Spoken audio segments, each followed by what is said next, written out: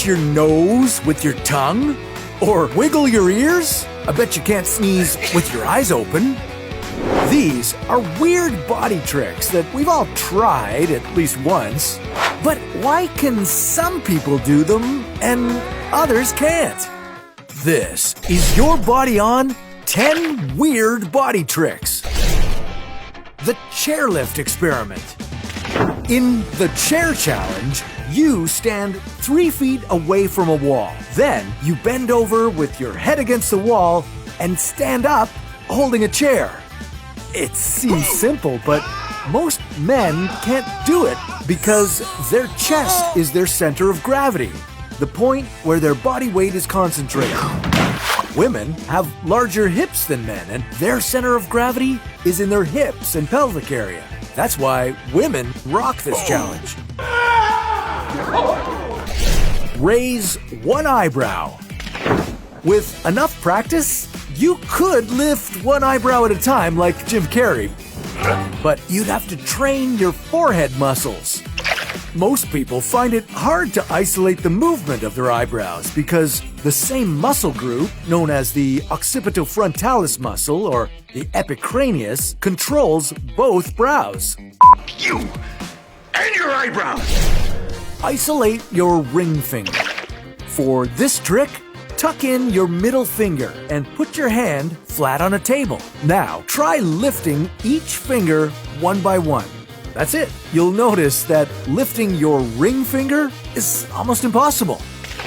When your forearm muscles contract, tendons called flexors pull your fingers, but your ring and middle fingers don't have their own flexors, so they can't bend or straighten on their own.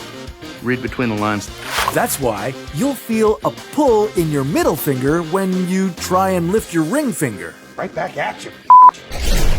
Flare your nostrils. If you can flare your nostrils, you're among the 30% of humans who can widen their nostrils while breathing. Go ahead, give it a try. Okay, you can stop showing off now.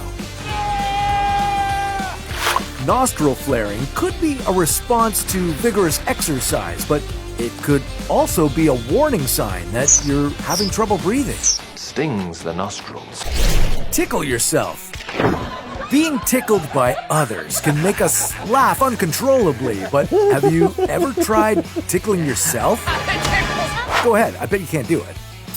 That's because your brain's cerebellum helps you differentiate the expectation of being tickled from the unexpected sensation of someone else tickling you. But some studies have shown that you can fool your brain by tickling yourself with an object, like a feather. This tricks the brain by removing the expectation of skin-to-skin contact. How come you don't tickle me anymore? Stop that. Roll your tongue. Why is it that some people can roll their tongues while others can't? Between 65 and 81% of people have this talent, more women than men. Tongue. So, is this a genetic trait that we inherited from our parents? Well, some identical twins don't share this skill, so it's definitely not genetic. Scientists don't know why only some people can do it, but don't worry. They do say, with enough practice, you could be a tongue roller too. Not porno tongue. Wiggle your ears. Now, if tongue rolling isn't your thing, well, maybe you're an ear wiggler. Many mammals move their ears toward the direction of a sound, but it's a vestigial feature to humans. That means it has become functionless through evolution.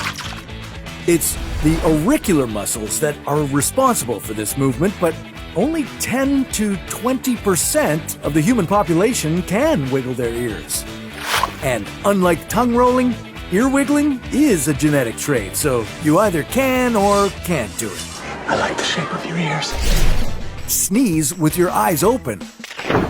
Why do we sneeze with our eyes closed? Well, it's an automatic reflex. We do it unconsciously. But it doesn't mean sneezing with our eyes open is impossible.